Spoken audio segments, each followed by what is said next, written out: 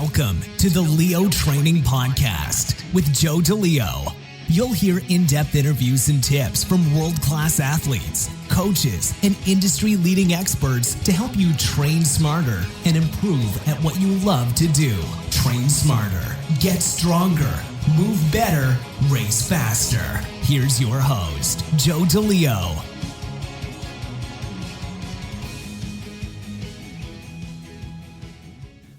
We're back with episode 65 of the Leo Training Podcast, and I have an absolute must-listen episode for you this week. My guest is elite powerlifter Brian Carroll. I had the pleasure of meeting Brian back in February when I attended Dr. Stuart McGill's McGill 1 and McGill 2 seminars. Brian and I met that weekend, and I asked him to come onto the show. He was gracious enough to send me a copy of his book, 10-20 Life. And we spend most of the interview discussing the book, as well as his career in powerlifting and many of the things that he's learned from years spent under the barbell. I highly recommend that you check out Brian's book, 10-20 Life. There will be a link in the show notes if you're interested. Upon receiving it, I finished the book in less than 24 hours. It's that good.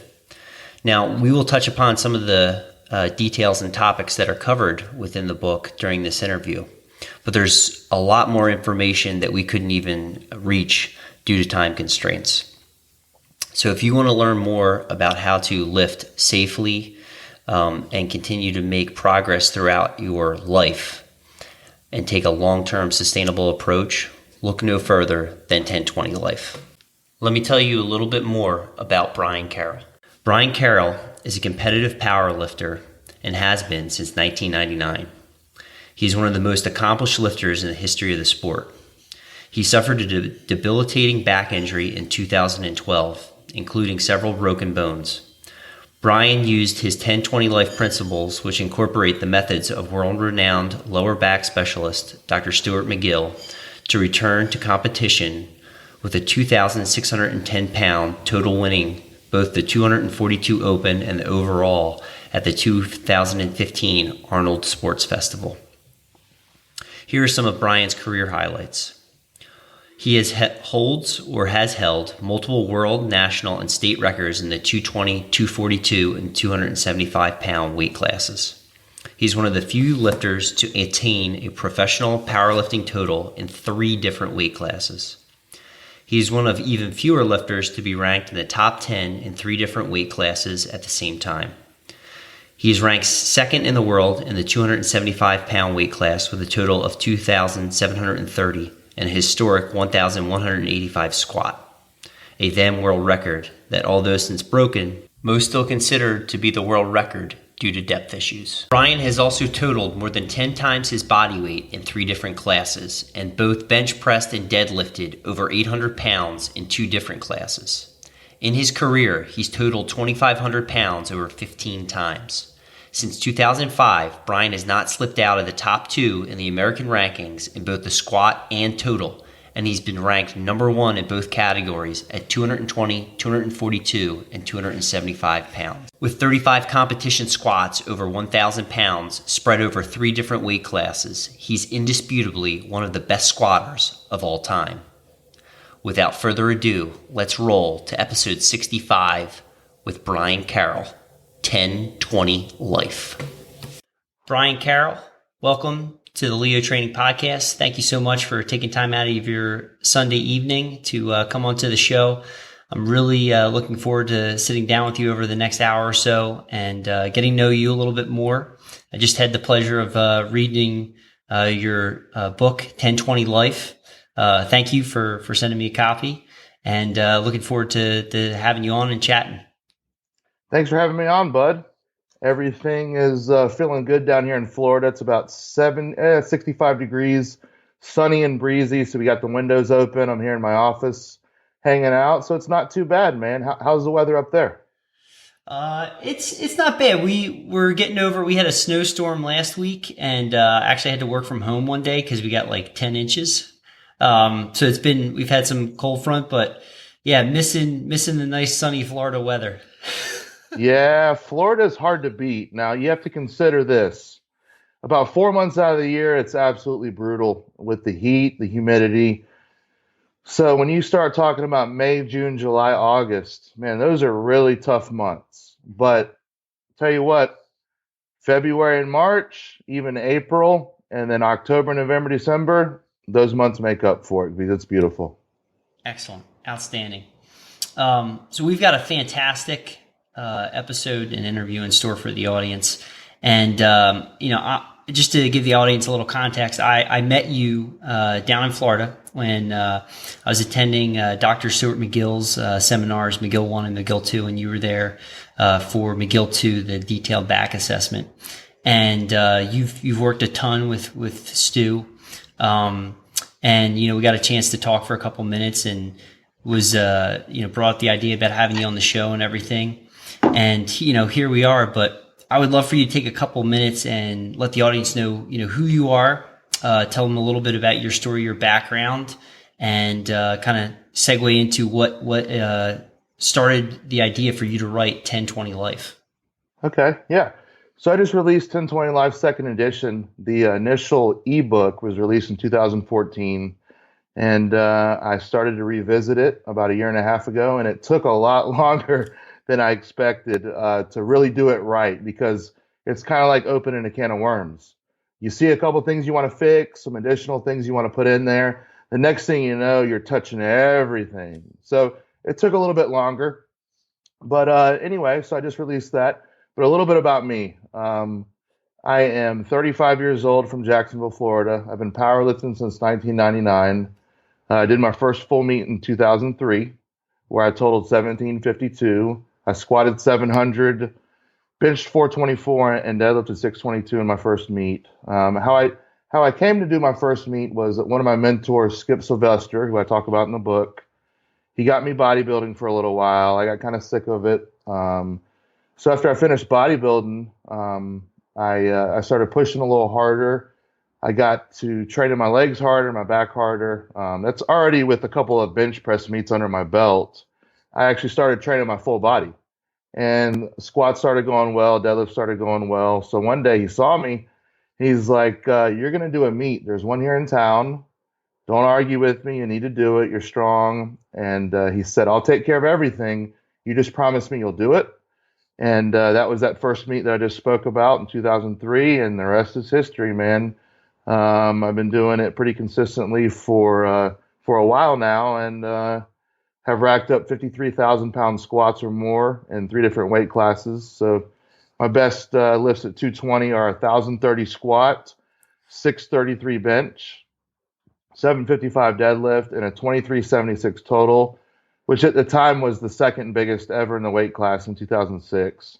So then I moved up to 242, lifted there for a while, ended up with best numbers of 1102 squat, 788 bench, and 800 deadlift.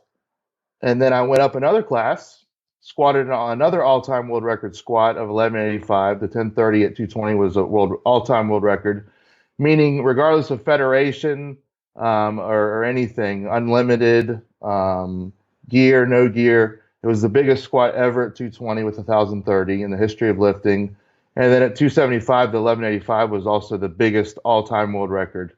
My best lifts there were 1185, 825 bench, and an 825 deadlift, and a 2730 total. And since I went back down to 242 to become healthier, and we'll talk about the back rehab a little bit in a little bit further in the podcast, but I needed to get healthier, so I came down in weight. And then since my injury, I have crushed my numbers by 100 pounds in the 242 weight class, and where I currently lift. And actually where I lifted 2 weeks ago and won the overall at the XPC Arnold Classic. Hey, man, congratulations. That's fantastic. Thank you. Yeah, you're welcome. It's just incredible. I was, blown away when I read your book. As we were talking about right before we hopped on, you'll be the first one to tell people this isn't a program. It's a philosophy. Yep. And I love that because, you can't really write a very good program for somebody if you're not going to individualize it. You can't do one appropriate. Right. And so there's some just awesome principles and guidelines in this book. And, great place to start before we even talk about, putting together a program is the list of questions that Dave Tate says that you should ask when you're inquiring about a coach that you may be interested in working with. Yeah, so he put together 6 questions that he told me about a long time ago, and I, of course, give him credit for it.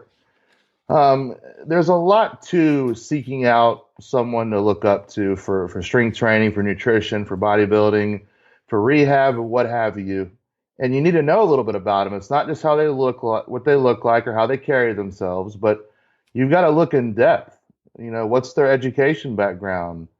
Who are their mentors? Stu talks a lot about his mentors and people that helped him in the McGill 2 when we were together, right? Yes. A lot of people he referenced out. Who has this person coached and worked with? Stu is quick to tell you that he had 30 people in the 2012 Olympic Games that he worked with that medaled. So it's just one of those things that he had the only Canadian that medaled. Actually, one of his clients was the only Canadian that medaled in the 2012 Games. Wow. So that's one thing. What are the fruits of the labor, right? I mean, it's pretty common sense question.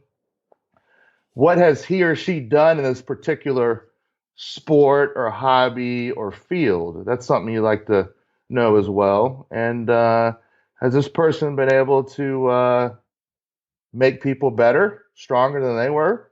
And how good are they at what they preach? Do they practice what they preach? Or are they a fraud? So you could add a bunch of other little sub-questions to that, but that generally covers what you need to know about a coach or a mentor or a person that you're trying to seek advice from, actually.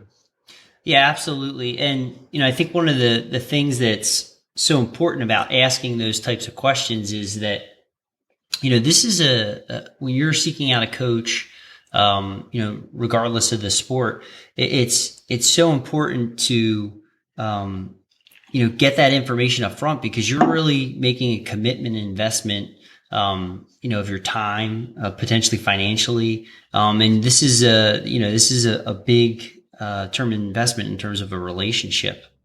Right. And also, you're also dealing with something that is priceless, and that's your body. You get one shot with that thing. One shot, and you can either do it right or do it wrong. Too many wrong choices, you end up on the other side of where I was. Fortunately, I was able to recover, but you end up too far on the other side. You went too far. You've redlined it for too long. There's no coming back, and that athleticism is used up. We're not talking about being an athlete anymore. You're talking about surviving day-to-day stuff and those becoming a chore for you, and that's no good. Yeah. Do you want to get into that now, or do you want to talk more about the healthy fear versus the unhealthy fear first? We could talk about my back, okay, if you'd like. All right. So you can start it off, or I could just go, however you want to do it. I mean, the background that I know from what had been mentioned at the seminar was that you had, and from the book, is that you had incurred a very serious back injury. At that point, you had been lifting for quite a number of years, and you had contacted Stu directly through his website. Yep. And I know Stu had remarked, I believe it was on Tuesday, he said that you had the look in your eye, you wanted to come back, and you wanted to set the record. Yeah, very good. Yeah, it's a good opening there. So I'd done a lot of things wrong. My back was starting to give me fits. It all started when I was younger. I tweaked my back a couple times, but the first real run-in with severe back pain was in 2009. I fell on an obstacle course right on my butt, broke my sacrum. I didn't know that I broke my sacrum, but I got up, my legs weren't working. I was in a lot of pain. I finished the obstacle course. Didn't end up becoming a police officer, which actually worked out pretty good. I was running full speed and trying to jump over a hurdle, and it was wet with July morning dew. And so I slipped and my legs kicked up, and you can kind of imagine the rest. Yeah. And at 270 pounds, that's a that's a potentially catastrophic deal when you fall from 3 or 4 feet in the air, right? It is, absolutely. So I limped my way back to the car and kept lifting, and I was in some pain for a little while for sure. But the long version of it is these things became cumulative, sloppy movement patterns every day, sloppy deadlift form, sloppy squat form. I knew I had some back trouble. I figured I had some disc issues over time, but after a little while, I got to be where it wasn't just affecting my lifting, but it was affecting my life. So, excuse me. It got to the point where I started seeking out back surgery after I had the MRI. They found some discs that were flattened, herniated, bulging, had some nice retrolesthesis, whole bunch of arthritis, and some narrowing of the spine. Just a lot of different things that are kind of common with lifters. So I sought out surgery. They wouldn't do surgery on me other than a fusion, which I didn't want to do. And so I ended up contacting Dr. McGill. And long story short with that, I ended up with him in his office there. And he found some stuff that other people missed. The radiologists and the doctors, the orthopedic and neurosurgeons missed. And that was my sacrum was really split in a bad way. And I had some nice in-plate fractures on L4, L5 as well, all the way up. But the sacrum was really beat up. It was in bad shape. So that was the concern there. And so we went through our list of drills and tests, and I failed a lot of them because I was moving poorly. And so at the end of the session, after I got myself together, started moving better, picked up on a couple things that I was doing wrong, as far as tying my shoes, the way I was leaning on the sink to brush my teeth, the way I was sitting down on the couch, the way I was laying in bed. I told him, and like you said, I still had the eye of the tiger where I said, hey, I want to get this right and come back and lift. You know, I still have more to prove before I'm done. And he looked at me and said, you're there now. You're done. And he says, I can get you out of pain, but anything more than that is really risky. And if you're my son, I would urge you not to do it anymore. So I looked at my wife, Rhea, and I said, well, when I get out of pain, I'm going to come back and lift. He looked at me and shrugged his shoulders and said, well, maybe you do. And maybe we end up writing a book about it. Wow. That's incredible. Yep. Well, that's exactly what happened, man. That's exactly what happened. And, you know, as evidence, one of the things that you really make a point to say throughout the book is not just, you know, when you're structuring the training days or around the, you know, the 3 lifts, is the emphasis on the accessory movements, but Yep. also making a staple of Dr. McGill's Big 3. And you're also a big fan of the stir the pot. Yes. Especially for people that want to work the abs. You got to have the abs, you know, you want to attack the abs. Don't do the sit-ups and the crunches. Stir the pot is great for core stability, and it's great for really, you know, putting some good emphasis on the frontal abdominals without stressing the back. Yes, absolutely. And one of the things that I was particularly curious about, right, is because you're a super strong guy, right? And so, you know, sometimes the approach to these types of things is to, you know, work on just strength work. But in your case, it's like, how much heavier can you really go? And one of the things too that that Dr. McGill like emphasizes is it's very important to build the core endurance before really going for maximum strength. And so before we touch on some of the other topics, I was wondering if you could just talk about that briefly and why that's so important. Well, we know that a lot of, especially due to the back or concerning the back, fatigue is the culprit of a lot of injuries. So it's very hard to stay tight for a long period of time on the squat, the bench, and the deadlift performed in competition form.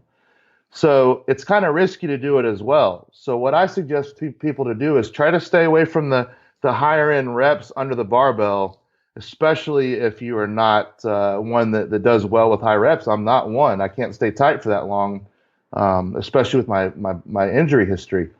But use the assistance work that isn't so compromising potentially, build your work capacity that way, and you attack your weak points.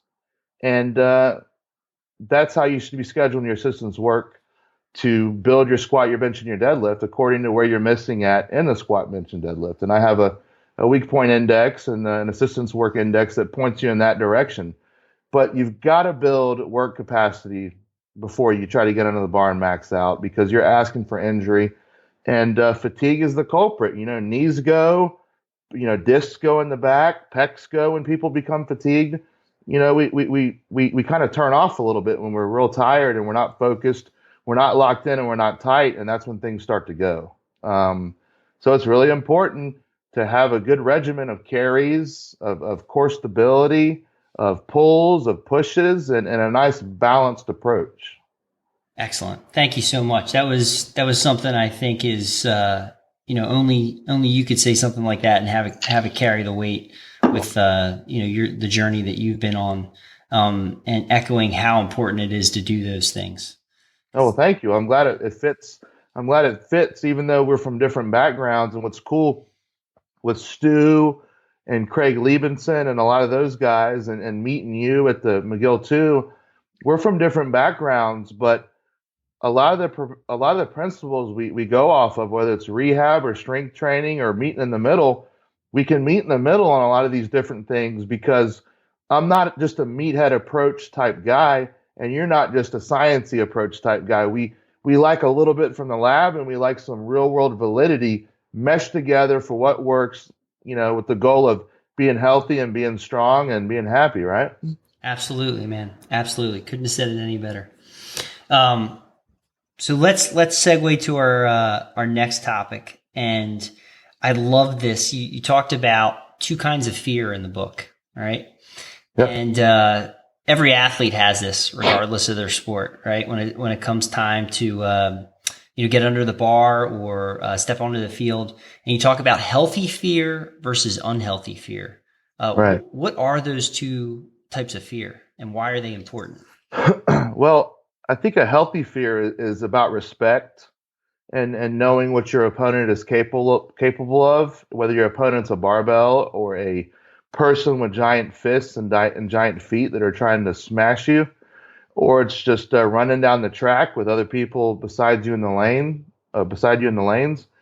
So you need to have a healthy fear of failure. You need to have a healthy fear of being hurt, that that it's crunch time. You got to be locked in. You got to turn it on, and it starts in the brain, in the fuse box. You got to turn it on, and you get the endorphins rush, the adrenaline, where you're 100% locked in, and then you turn it off when it's time to turn it off. And that's what I when I refer to it, that is it. It's the ability to turn it on, focus, 100% neuro drive, 100% locked in, and then turn it off. Turn it on, turn it off. And healthy fear is part of that. You're scared of failure. You're full of adrenaline, and you want to do everything you can possible to harness that can destroy you. What movie is it they talk about? I think it's one of the Rockies where he's talking about the fear, overcoming, and you can use it, for good or for bad, right? Right. So you use that motivation of being scared of failure to push you to excel. Now, a healthy fear is also being smart in the gym, knowing that, hey, I'm not feeling that great today, so I'm not going to take this big weight. My knee feels off. My back feels off. Here's some indicators that I have that I've been able to go off for years. I'm going to back off now. That would be smart. You're not even in competition, especially. So always err on the side of caution in the gym. Respect the weight, and respect, though, even I've squatted 1,000 pounds over 50 times. Still know that 200 pounds can end my life, my career. It could end me totally. And we've seen it happen. We've seen the guy in CrossFit, unfortunately, he was snatching for sets of 12 or 20 or whatever at the end of a WOD or a competition. And it was something he was doing for reps. He was fatigued, and he dropped the bar on his neck, and he paralyzed himself. Do you remember that from a couple years ago? I do recall seeing the video. Yeah, that's terrible. That's tragic. And it wasn't a max weight. It all depends on what kind of condition you are when you're attempting these weights. Right. And it's not just physically, it's mentally. Yes. An unhealthy fear would be scared to the point where you talk yourself out of lifts. Scared. You let that fear crush you instead of rising to it and smacking it in the mouth. You succumb to it. You talk yourself out of lifts. You make excuses as to why you can't accomplish this or accomplish that, or why you're not going to excel in a particular area. And I give the example of Georges St-Pierre, a really good mixed martial arts fighter that's actually coming back to the UFC now. When he fought Matt Hughes was his hero at the time. When they went out to shake hands before the fight, he couldn't look Matt Hughes in the eyes because he knew he was not ready to win. He knew he was ready to lose and went out there to lose. Didn't go out there to win. So instead of harnessing that fear into striving to win and pushing to win, he succumbed and he lost to Matt Hughes in the first round. But he learned from it. That beating that he took really changed his way of thinking. And I don't know if he went to see sports psychologists or what, but he said that loss changed him because he knew he was going in there to lose. So he changed some things in his training and his mental game. And you can see the second and third fights were like night and day. He crushed Matt Hughes. He went out there, looked him right in the eye, looked through him, went to his corner, came out and crushed him 2 times in a row. He learned that, that fear can sway you one way or another. And you can talk yourselves out of listen, be so scared you piss your pants and can't execute. But you want to be so scared you're at that point, but then you push ahead. You face that adversity and you push ahead. That healthy fear is what keeps you going. If we're doing things that aren't a little dangerous or aren't a little scary, then we're not going to have that healthy fear of like, man, this is fun. Because when you succeed at it, it's a lot of fun. When it's a little risky, there's not a lot of risk. There's not a lot of reward. Like, do you like fast cars? Yeah, I do. Okay, there's a risk to going fast. There's a lot of risk to going really fast in some of these cars. Hell, some of these cars have 700 horsepower in them coming right off the freaking showroom floor. Dodge is making them, Chevy's making them. So it's fun. You get a nice adrenaline rush there. But of course, with that fun comes more danger. So we seek out danger. So it's about how you harness it mentally. Yeah, and that's one of the keys that you talk about in the book is making sure that you're riding, trying to stay on the right side of that line, that right side of that edge. Yeah, and let's make no let's not try to sugarcoat it. I was talking about the fast car there being dangerous. Yeah, driving 200 miles an hour is very dangerous. Mm-hmm. Driving a 10-second car in a quarter mile is dangerous. Lifting weights the way I do is really dangerous. It's not good for my body. I don't do it for health reasons, right? So that's another factor that goes into it too. I could really end up getting hurt. I'm not doing it to propel my health and my fitness forward. It's a challenge mentally and physically. And, it's a little different when, versus going to the gym and doing some Pilates or whatever. But strength training as a whole, I'm not saying is dangerous, but the way I do it and try to push the human limits is very dangerous. Yeah, you are definitely brushing up against what is the capability of the human body for sure. Yeah, the thresholds. Yep, yes. For sure. So the next topic that we had down is you discuss in great detail in the book the purpose and the goal of the warm up and being mobile, quote unquote, enough. Yep. And you make note that you after working with Stu, you had completely changed your warm up. You used to spend a lot of time on a foam roller, and now you really warm up to get warm and to prep the nervous system for the lifts at hand on that given day. Yeah. So one of the things I was doing, like a knucklehead, I was doing all the mobility and stretching, the knucklehead, chest to knee stretch, so you have the, pull your knee to your chest, lean over, touch your chest to your knees, stretch, same thing basically. Foam rolling my lumbar spine, We come to find out my pelvis and lumbar spine is hypermobile. So I was actually perpetuating my injury with all the movement going on and the movement under load. I was creating my injury 24/7 is what I was doing. So I learned a lot. And when you're injured, you do a lot of things that are counterintuitive because the way Stu puts it is you're fighting your fuse box that wants to shut down with all the pain you're having. So I would be doing things just in survival mode. So I was rewiring all kinds of goofy patterns that I was doing. So I did a nice reset with him and I learned a lot.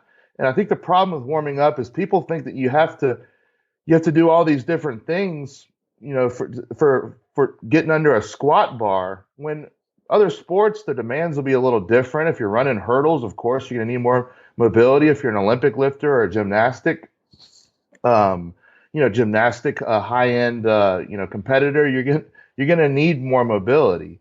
But concerning squat, bench, and deadlift, and for most people, you're not going to need to do a bunch of mobility work and a bunch of stretching and a bunch of get super loosey goosey before you get under the bar. You're going to need a little bit of priming, break a sweat, have a purpose for what you're doing, be able to perform the movement the way it's supposed to be done, and you're good to go.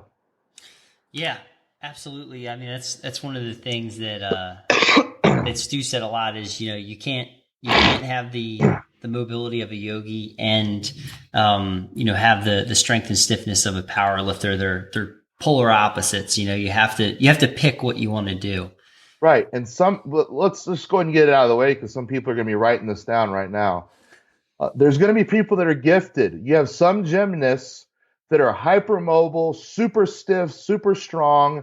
They could lift well. They can do all kinds of crazy backflips and twists and contortions. But that is 0.00001% of the population. There's always going to be an exception to the rule, right? Right. And they're usually the freak of the freaks. But generally speaking, you are not going to be both, right? You're going to have to pick one or the other. Can't serve two masters. No, totally. And so one of the things I also really liked, and I think it's a fantastic way to address a lot of the needs, the things that you need to kind of make sure you're checking off to be ready to get to work in the training session is, one, you make it a staple as doing the McGill Big Three. Yeah. And I can tell you're also a very big fan of doing some type of carry or walking at the beginning to just start getting the heart pumping, the blood circulating, but you're also break a little sweat. Yeah. And you're also addressing some of those core stability issues that we're working on with a suitcase carry or a farmer's carry. That first, so I have 4 parts, A, B, C, D. Mm-hmm. A is breaking the sweat. That's not only physically, but mentally. If you're walking out of the office and someone just pissed you off or you just lost a $5 million deal, you're going to need to do a little bit of a reset a little bit, even if you didn't do it in the car. So that's the time to shake it off. We want to call it the bad energy or whatever. Get your mind right. Shake it off. 5-minute kettlebell swing, carry, walk, whatever it is you need to do. It's just as much mentally as physically. The second part, B, is the McGill Big Three, the bird dog, the rolling plank or roll to side plank with a bridge or whatever variation you want to do, rolling plank. And then the McGill curl up, where it's just a modified version of a crunch. And it's much safer and much better on the spine. And, I'm sure McGill referred to it a few times over the weekend between 1 and 2. A sit-up works the discs way more than it does the abs. Yes. Yep. Yeah, you're delaminating a disc more than you're working your abs, and we know that's not good. So C is a specialized warm-up movement for the day. So if you're squatting that day, it might be a goblet squat if your hips are a little bit tight. If it's a deadlift, it might be something for your upper back or for your hips as well. And for the bench press, it might be some push-ups or band flies or whatever, pec deck.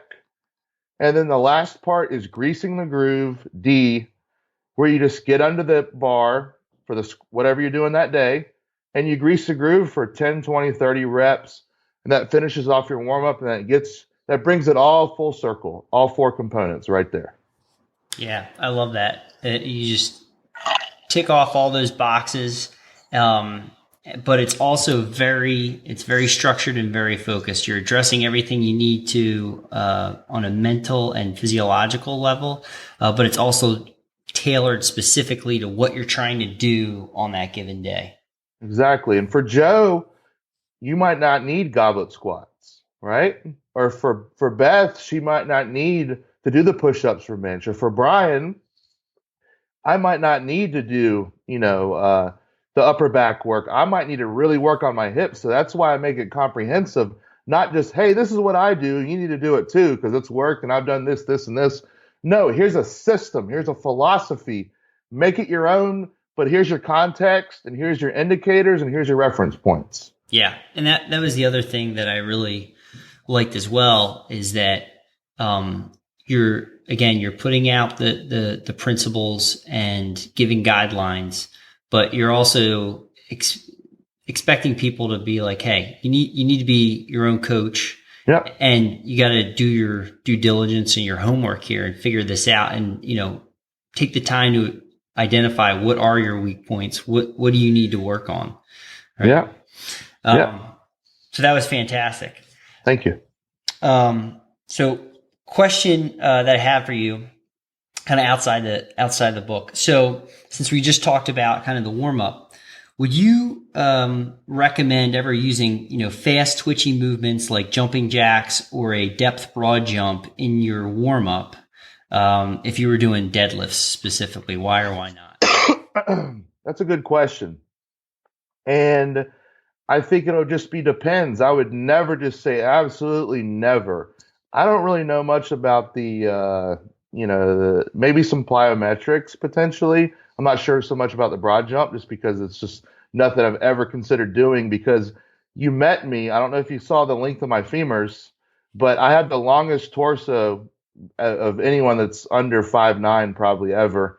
And I've got the shortest legs, which give me good leverage for a big squat, not so much for a deadlift, but I make it work. So I'm not jumping very far likely. But I think that especially if someone's background is being a fast athlete, a sprinter, or like a defensive back or a running back or wide receiver, basketball player, I think that might be something that gets them primed. It brings them back to, boom, let's go. We're ready to go. It wakes them up. Me, probably not so much. For a real big laboring powerlifting, maybe not, but jumping jacks, calisthenics, hell, that could be your A. Break a sweat, jumping jacks, push-ups, toe stomach sky. What else did we do in middle school and high school, right? Right. I have no problem with it whatsoever, but it's always going to be, what's the athlete's history? How long they've been doing, this endeavor, whether it be weightlifting or CrossFit or basketball, football. What's their injury history? Do they have a history of ACL, MCL? Well, we may not want them jumping depending on what their goal is. How far away are they from, their last surgery, rehab? There's a lot of different things there, but I think fast twitchy stuff can be very, very useful. Excellent. But it depends, right? Depends on what? It depends on the individual and yes, their background and all those things you just mentioned: injury history, medical history, their previous training, how long they've been an athlete. Because you have a chronological age and then you have athletic age. Yeah, I call it my lifting age. Right. My lifting age is not 35. Right. All these things that you guys have, your terminology with in the jargon and whatnot, that is anatomy and physiology friendly. Mm-hmm. We have, it's just in layman's terms. That's why when you have someone that's legit on my end and someone legit on your end, that's why they coincide so much, because we're talking about the same things. We just have a dumbed down way of saying these things, like the lifter's wedge. We say arch, right? Just different things that, grip the floor, white knuckles, grip, trying to bend the bar. You guys say white knuckles or whatever, or prime the nervous system. It's all things we do. And that's why I think it's a shame, but it's coming around now. It's coming around that a lot of people dismiss the athletes for being just dumb meatheads when a lot of them are very intelligent. Well, no, you are very, you're a student of your sport for sure. Yeah. So it's cool to see it coming full circle. And a lot of this stuff is becoming mainstream too. We're accepting what you guys are putting out because it helps us stay healthy. You guys are accepting what we're doing because it has validity and it helps rehab a lot of your patients when we thought that, well, maybe you don't want them doing these compound movements. Well, maybe you do, and maybe it's going to keep them more injury resistant. So there's a lot of good play there, back and forth. Oh yeah, it's great to be able to learn from each other, and I've learned a ton from your book. It's given me several things I want to try to implement, and a couple I'll bring up later on. Sure. Big one here. And I actually mentioned this next topic to my girlfriend, right? So you talk in the book, the importance of the off season, and especially around, family and personal relationships, right? Cause I'm sure you'll agree with me on this is, when we're doing our thing, we're training, I know I'll say I can be a grumpy guy sometimes when I'm doing my thing, and I'm very focused on what I'm trying to pursue, and I'm not always the easiest person to be around. Yep. Well, that's part of having it or turning it on. Sometimes it isn't quite turned off when you're home, right? Yeah. So that kind of we're talking about it. It's the mindset. It's being locked in. It's the tenacity that manifests itself physically sometimes. Like I remember sometimes, I can remember recently where I'm thinking about something and I'm so locked in mentally. I just I'm thinking about maybe I lifted earlier or I lift tomorrow, and my wife will be like, Brian, da da da da. I'm like, what? But there's, I don't know that I'm doing it. It's subconscious, but I'm so locked in, and I'm actually doing whatever I'm envisioning at the time. And she's pulling me out of that reality. So I'm just like, what? Brian, what do you want to eat? I'm ordering for you. Don't get mad. I'm trying to feed your dumb ass, right? So that's good to hear, because I know I do the exact same thing. Yeah. So here's the thing. You need an off season, because think about if baseball players playing, their spring training, their little camps, their 162 games, and then if they're lucky, they play the playoffs. My Cubs won the World Series last year, so that was pretty awesome to see. But those guys were starting to do workouts back in December or so. So it ended in November, right? Yeah. October, November, and here they are 2 months later. They're starting their camp again. It's off-season training where they're doing some long toss. They're hitting off the tee. It's kind of slower. They're working on their weak points, right? And that's the same way I have with the different phases and seasons in training. Off season's the time where you're going to be home more. When these guys are in season, whether it's a basketball, football, baseball player, hockey, whatever, they're pretty locked in during their season. They're pre-contest or they're in season. And that's the time where they're going to be drawing out of their bank account quite a bit, right? Like figuratively and literally. And they're not going to be around as much. So the time that they get away from the clubhouse or the field or the weight room or the platform, this is the time you need to be sucking back up, and you need to be available mentally and physically. You don't need to be zoned out, honing it in like I was talking about. And you need to be more available. This is the time you need to do your vacations, do your big purchases, do the nice things for your significant other. Get out and see the world a little bit, and, build the savings account, the checking account back up, so you're not overdrafting right away when you get back into prepping for something else again. And you've got to have phases in training. You can't just redline it forever. Yeah, that's another great point, because that's not longevity. It's not sustainable. No, we have one of the best athletes of all time that woulda, coulda, shoulda been, who knows, Bo Jackson. He had no longevity. He was around and significant for 4 or 5 years maybe, and that's it. He had that hip injury. He came back. He was not the same, not even close. So I tell people, you have guys that are freaks of nature that come out and they look like they're going to be the greatest of all time, but if they don't have the longevity, they cannot be a legend. They cannot be the best of all time if they don't have longevity. You want to have longevity? Win 5 or 6 rings like a Michael Jordan or Kobe Bryant. that won year after year after year. Kobe was in the league for 20 years, and retired. That is longevity. He paid the price for it.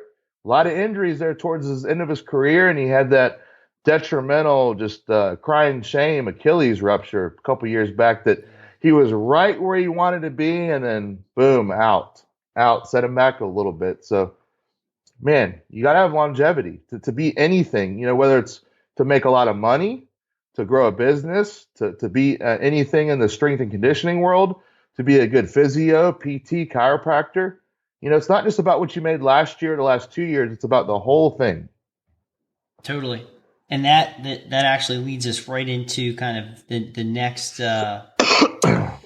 the next area that we want to talk about, which is the deload, right? Yep. And reading your book, typically when you hear about periodization, usually the cycles are 4 week blocks or 6 week blocks. So, reading your book, it's the first time I had ever seen somebody talk about doing a 3-week cycle. And I'm sitting there and I'm like, wow, this makes a ton of sense, because usually by the time I get to the 3rd week, you're hitting either heavier volume, or if you're doing a more intense period, it's more intensity. But by that 3rd week, you've got cumulative fatigue that's built up from the first 2 weeks. You're already tired. Yep, right? And we already know what that leads to from our earlier discussion: injury. That's right. So the 3-week mini waves and a 10-week cycle, or 10 and 20 weeks at a time, for a lifetime of progress and momentum and training and in life. So it's 3-week mini waves, 10-week blocks.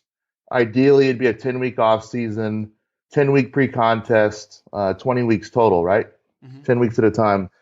So by deloading every 3rd week, you're doing like a reset. You're able to hone in your form. You're backing off, you're letting your bones, your tendons, your ligaments, your muscles heal, letting your mind, your fuse box, your brain heal, your central nervous system heal, and you're giving it a little bit of a break. We know that you can train longer for 2 or 3 weeks at a time, heavy, without too many detrimental results a lot of the time.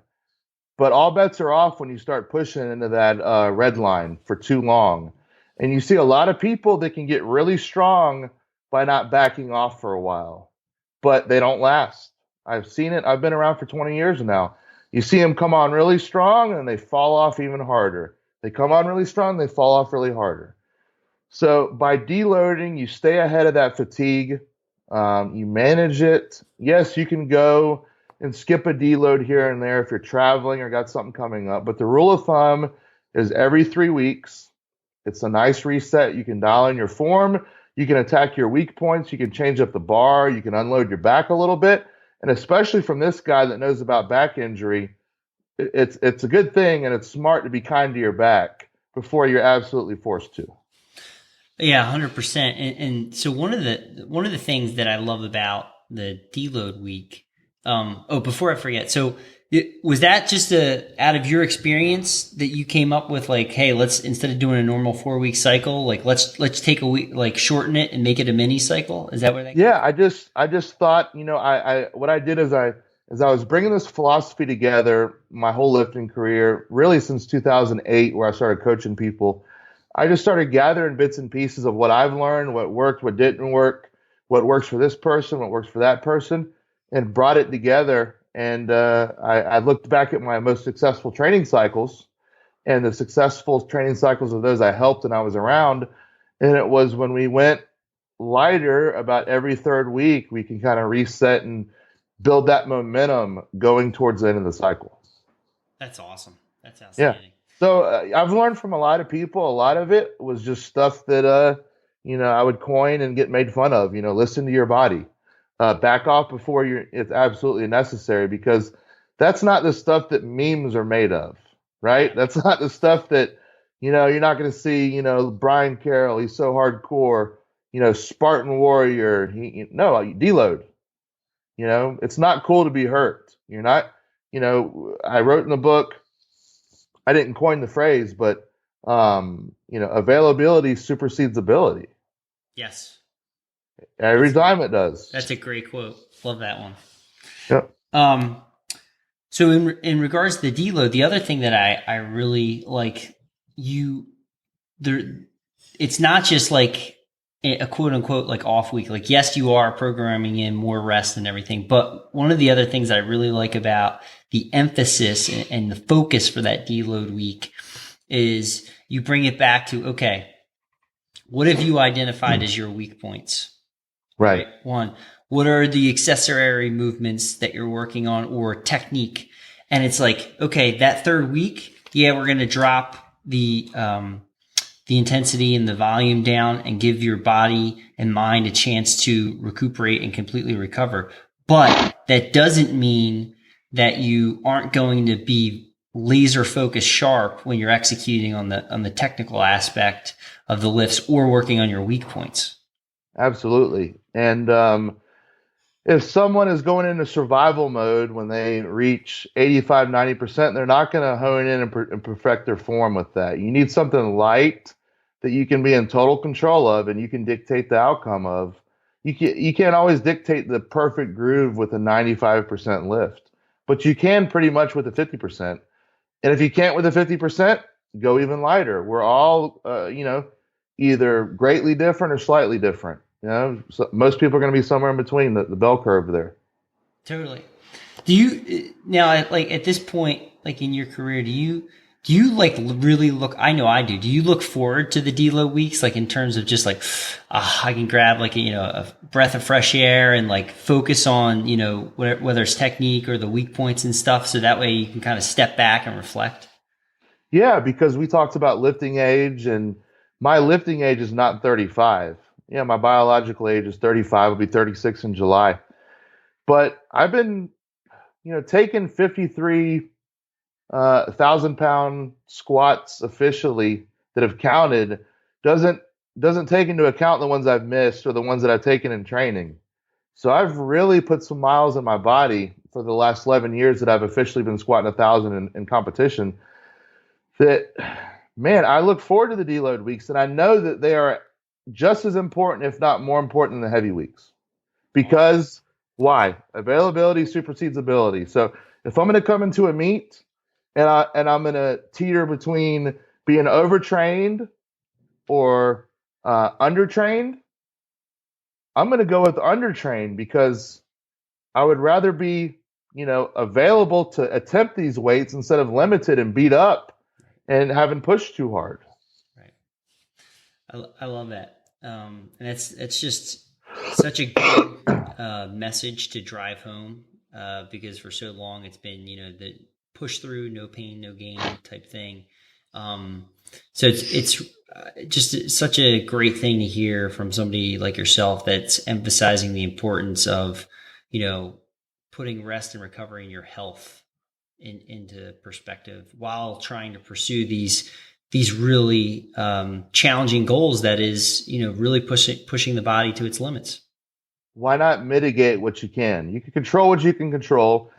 No, we know that the loading the joints to capacity is not healthy. We know that who knows what my blood pressure is under those big loads. Who knows what anyone's blood pressure is, when they're squatting, straining, deadlifting, benching, all that stuff. But we can control our diet, we can control our form, we can control our intensities and our volumes. So why not control what you can control and mitigate the damage? Because yeah, you can lift and live a somewhat you can lift well and do it for a long time and abuse your body a little bit. But if you're always making deposits in your account and in your body and into your life, like the off season, there's a good chance that you can leave whatever it is you're doing as your endeavor. When you leave it, that you haven't, totally dried yourself out and run yourself dry, and you can live a pretty normal life. And that's what Stu wants me to do. He wants me to get out before I'm forced to. And, we're working on that. That's great, man. That's outstanding. So a couple other topics. Is there anything else that you wanted to touch on before we shift away from the deload or importance of recovery? The young guys are really against the deload because they're hungry to train. Think about the long term is all I can say. And it's going to go in one ear out the other for a lot of these guys because they haven't been hurt. But you blow off a pec, you blow a back apart, you blow a knee, you'll revisit that probably. Wow. Okay. Couple other topics we had down here. Every lift is the same no matter the weight. Okay. Why is that so important to have that mindset regarding the technical training and the mental focus when approaching the bar or any lift? Well, there's a couple reasons. One being that any weight can hurt you, like we talked about before. Any weight, whether it's 100 or the bar, you do one little twist the right way. We see people all the time getting hurt in their cubicles, picking up their pencils and sneezing. We see people all the time dropping bars on their face in the gym, and it's not loaded with 1,000 pounds necessarily. Mm-hmm. You might be walking out of weight and you're not totally focused on the squat, and someone call your name and you twist and you bulge 5 discs in your back. There's so many different things that can happen when you're not locked in, focused, and treating every lift as if it could put you through the floor. Another reason why you do it, aside from safety, is ingraining these motor patterns over and over and over, that way you don't just try to turn it on when the weight's heavy and it's too late. So your body is going to react with the same form, and it's going to go to autopilot because you've been doing the same thing over and over with the bar all the way up to 1,000 pounds. The same thing every single time, the same form. If you're squatting, your lats are locked in, your rhomboids are squeezed, your shelf is built up, your chin is not tucked, it's not straight back, your feet are gripping the floor like a monkey, you're squeezing the bar with white knuckles, whether it's 135 on the bar or 335. It's the same thing every time. Love it. And you just kind of touched on my next point. So love this subtle but very powerful point you make in the book is why the deadlift starts with a grip. That's the hands and the feet. Why that's so important. And can you also talk about what is hitching in the deadlift? Sure. So the deadlift, there's no portion where you feel the weight before you have to reverse it. The squat, you do. You pick it up, you walk it out. The bench press, oh man, this is so heavy, it's going to put me through the bench. Oh, this feels light. You know what I mean? You automatically have these thought processes that come through your mind. Whether you're conscious of them or not, it still happens. So I think it's important to really prime even more for the deadlift because you're not going to be able to feel the load until you're actually reversing it. You're picking it up against gravity. So by gripping the floor like the monkey, you're rooting in, you're tight. Everything is tight from the ground up all the way through your body and to the bar with your hands where you're trying to physically bend the bar. You're creating tension on the bar. You're telling your body, hey, we're getting ready to go. We're getting ready to blast off. So by squeezing that bar, you're engaging every tiny little muscle, every little signal to the brain, or from the brain to the body, saying you're going to have to use all your might, all your power, all your focus, and you just squeeze that bar up. And, you see some people that are loose in the feet, loose in the hands when they're deadlifting, or they're dancing up to the bar. Those people aren't ready to create 100% neural drive and to lock in. And again, we referred to it earlier. Now's the time for it. This is it now. Excellent. And what? Hitching. Hitching. Yeah. What's hitching? Hitching. So I refer to the book that you want to keep the bar moving. Hitching is when the bar slows down at any point on the deadlift, and it either goes down and then up, or it's used. A shelf is created for the bar to sit as you inch it up. So someone that ramps the bar up by leaning way back and then ramps it up their thighs, that's hitching, and that's not legal in powerlifting. You can do it in strongman, but that is not a good position for your back. So ideally, you want the deadlift to use a lot of hips and just enough back to be able to pull the hips through at the top, push them through, and not ramp it. So the ramping isn't good for your back, your body, and it's not legal in the lifting world either. So you would hate to have a bar come all the way up above your knees. You're at the end of the day. You're pulling a PR. You get a little impatient, and then you shuck it up, and then you get red lights. When if you just would have squeezed it through, you're good. Awesome. Thank you for clearing that up. That was the first time I had seen that term hitching, but when I read it, I thought that was visually, that's what I had imagined what you just described. Gotcha. Cool. Okay. Before we shift to the next topic, I would love to hear from you. So my mother and sister are both massage therapists. And that's also something that you do professionally. So I would love to hear how you got interested in that and pursue that. And then also some of the things that, you've learned from that to, potentially be able to apply to your sport. Right. So I was kind of piddling around in college, didn't know what I wanted to do, took some basic classes, and I had a good job working at Coca-Cola at the time. And I realized that I wanted to go to a school that would directly be what I would be doing. I wanted to go to a trade school, basically. So I thought about I thought about going to the fire academy. I thought about doing this, doing that. Massage therapy just appealed to me. And I said, man, this could be good for my lifting. And if nothing else, I can learn a lot. And, I can learn a lot more about the body and soft tissue work.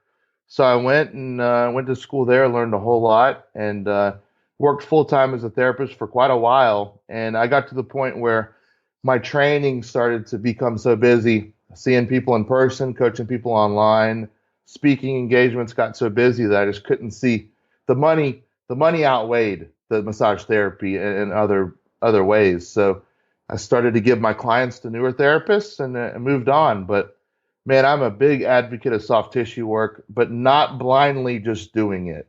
Just like one of the big points I hammer home in 1020 Life, and even more in the second edition, is everything must have a purpose. Everything needs to have a purpose. If I can't answer, Brian, why are you doing that movement that particular way? And I can't tell you why, then there's a problem there. You need to know exactly why you're doing what you're doing.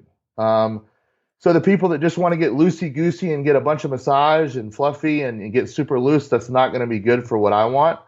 But Graston and art therapy and different little primers and tune-ups with a little bit of traction and then mixed in with some chiropractic work, man, that is great. Even some foam rolling techniques, not for the back, but for the IT band, or for not even the IT band, but the lateral quad or the hamstring or the glute. All those things have their place. And I definitely think that someone that really abuses their hips and their pecs and their shoulders and their quad tendons and quads like I do, hamstrings, they should be getting soft tissue work. And I get it. Sometimes I'll get it twice a week, honestly. At least once a week I get it done. Nice. That's awesome. And here's another tip, and I'm sure that your family would agree. Don't get off the table and go train. Let the work marinate. Let it do its job. You're not going to feel like lifting because you're tuning down your central nervous system at that point, unless you got a sports massage that's tapping you and smacking you and waking you up. But that's different. I doubt you're doing that for therapeutic reasons. No, totally. That's one of the first things. Like I usually get so relaxed, like I can't even kind of get up for a training session at that point. I don't want to train. I want to chill. Yeah, absolutely. So final thing before we move into the rapid fire, you've got another book coming out in the next couple of months with Dr. McGill. So I'd love for you to talk about that. When can we expect its release? What the book will be about? Those types of things. Sure. So we talked about earlier how it was very doubtful that I was going to return to record setting level, much less or get back to lifting heavy, much less record setting levels. And McGill said maybe we'll write a book about it. Well, about a year into my return, when I was back and hitting numbers, he said, I meant what I said. We need to get started on it. So I was like, whatever. For those that don't know, Dr. Stuart McGill is he doesn't have the online following that you might think because he doesn't spend a lot of time online. But the people in the community, whether it be chiropractors, physios, PTs, he's a god. He's a god to these people in a lot of ways. And he has a humongous following overseas, and he does courses all over. And he could do a book with anyone, is my point. And I feel very honored that we clicked and he wanted to do one with me. So this book is called The Gift of Injury. It'll be out this summer. It's going to be sold on Amazon, probably in every network of Amazon. It's going to be sold on BackFit Pro, Stu's website. It's going to be sold on my website, poweractstrength.com, where I have my team of athletes and my books. And this book is the story of the athlete and the professor before we met, the things I did wrong, the things I did right, what I learned along the way, and then me coming to him hurt. And so this book is for the injured strength athlete that thinks all hope is lost. So we have a younger lifter that's beat up, and we have this professor that has all this knowledge. We meet in 2013. We come together and form a plan.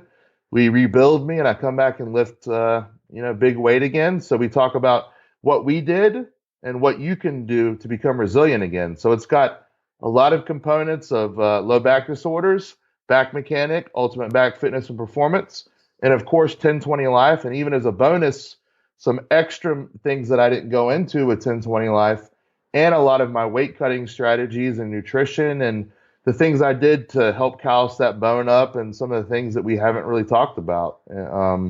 That's really cool. That's going to be in the book. Well, I can't wait, man. I'm looking forward to it. So that's going to be a phenomenal book. I have no doubt about it. So really looking forward to that one coming out. And The Gift of Injury. Yeah, I'll be sure to be plugging that one as well. Thank you. If you don't have anything to add, and if you're ready, I'm going to just we'll move into the rapid fire. Sure, go ahead. Awesome.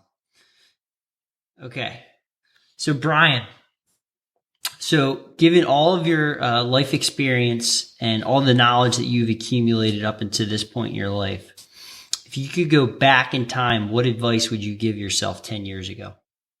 Slow down. There's no rush. Pace yourself. It's about longevity, not about the moment, because 10 years is a good question, or a good time to go back to, because that's when I was really coming to my own as a lifter. I would have slowed down and not competed 9 times in 2008, did full meets. I would have scaled it way back. But the thing is, though, I would go back and tell the younger Brian to watch out for these pitfalls. But I've learned so much during this time, and it's brought my knowledge full circle, working with someone like Dr. Stuart McGill, meeting people like you, because I've met Dr. McGill and he had me as a guest there, falling to the bottom from being at the top and rising back up. I've got a validity and a knowledge base that not only would people have to lift at a high level, have access to professors like Dr. McGill, a phone call away, but hurt themselves and rehab and utilize all this knowledge, and be able to get other people strong, rehab them, and already have a good lifting career yourself. I have the validity through all of this that probably wouldn't have come any other way. So I'm thankful that it all happened, hence the gift of injury. Yeah, that's a great title for that upcoming book. Sorry, I know it's supposed to be rapid fire. I went a little long-winded. No. That was wonderful. That was great. What's your favorite strength training exercise if you had to pick one? Compound or assistance? Oh, great question. All right, one of each.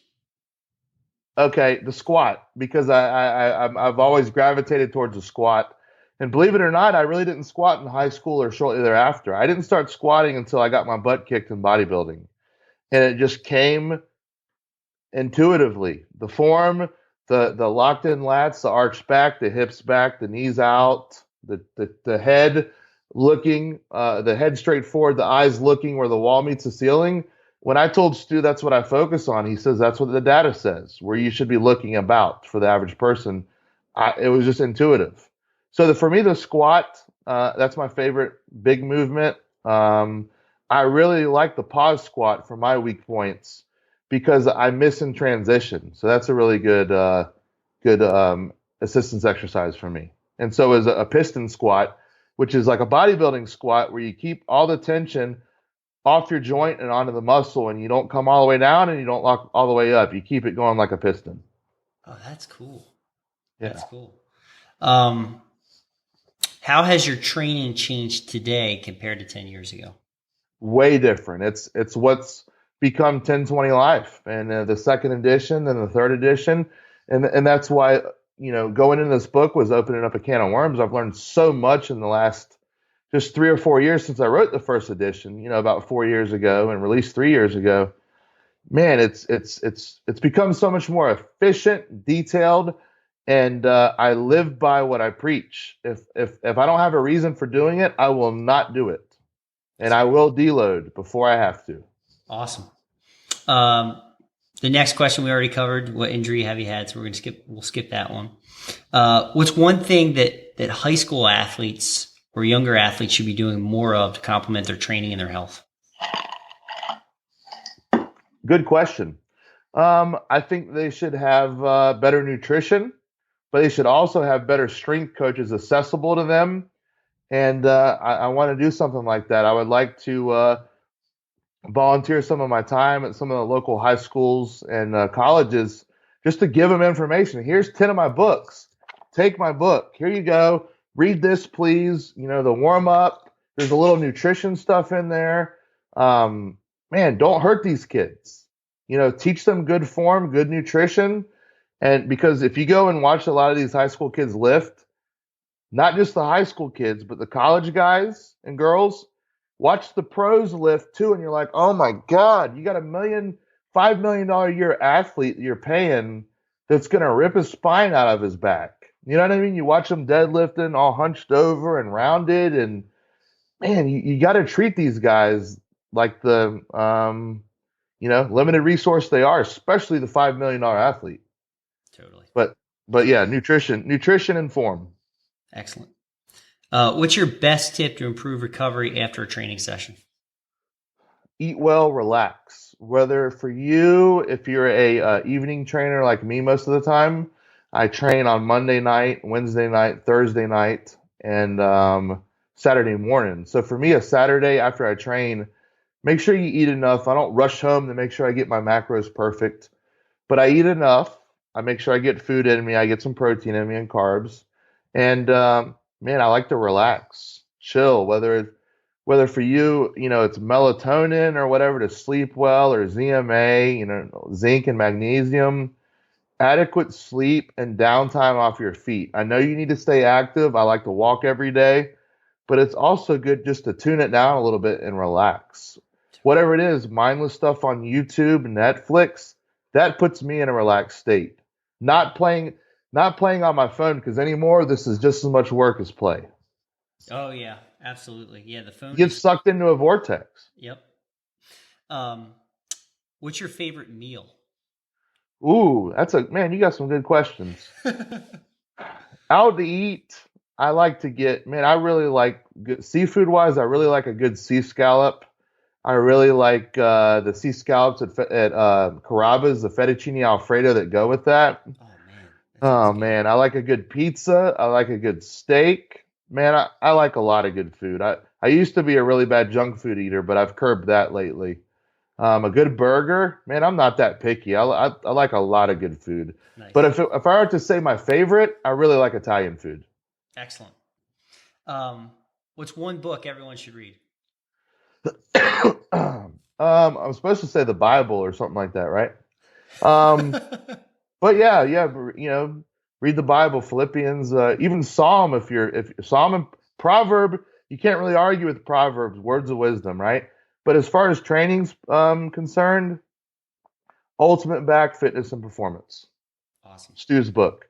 I have the 6th edition on the website, powerxstrength.com. It's available on Amazon, all over the place. That book taught me more about the human body and athleticism than any other source by far. Outstanding. Final question. Who have you studied or do you continue to study in your career to improve and get better? Man, there's a lot of people that I like. I read everything I can from Craig Liebenson, Stuart McGill. Chris Duffin puts out some really good stuff. Some lifters, I study their form, a lot because they're really good. David Hoff, Dan Green. There's a lot of like really sound, technically gifted honed in lifters that I like to watch lift. But as far as information goes, that's who I go to, when I have questions. A couple people on the site for diet. We have a guy named Tucker and a guy named Danny Vega and Tony Cowden that are really good at what they do, and they do their own crazy endurance, 100 kilometer ultra marathons and all kinds of stuff that they do. But McGill is my go-to for learning, and he's got so much wisdom, man. Yeah, Stu's great. Well, that takes us through the rapid fire. So Brian, this has been an absolute pleasure. Thank you so much for taking the time to come on. Thank you very much. Make sure you check out powerxstrength.com and the 1020 Life second edition in physical copy. And if you're out of the country, out of the States, you can pick it up on Amazon. And we have a Kindle version that just came out the other day as well. Right after I talked to you, the Kindle launched. Amazon kind of does things at their own pace. So they'll get them out there and, until they're ready, it won't be ready. And then when they're ready, it's done. Nice. So, check out that. Check out my website, PowerX Strength. We got really good content that coincides with the 1020 Life philosophy. All the athletes on there train that way. Strong men, strong women, endurance athletes, powerlifters, and then, moms. We got everything on there. So I want to thank you for, having me on. It was a pleasure meeting you in Port Orange down there. And I really enjoyed this interview because I think it was synergistic, and it was, I think people are going to get a lot out of it. And I got some out of it myself. Yeah, thank you, man. Me too. I'm looking forward to publishing this one, and I'll be sure to include links to your site and to the book and everything in the show notes. Yeah. Well, thank you, man. Great questions. They covered a very broad variety of topics, and they're great, man. Thank you. Thank you. Just hang on the line. Let me give you a proper goodbye offline. Sounds good. I hope you enjoyed this brand new episode on the Leo Training Podcast. Be sure to check out next week's brand new episode with senior SFG and FMS instructor, owner of Skill of Strength, Mike Perry.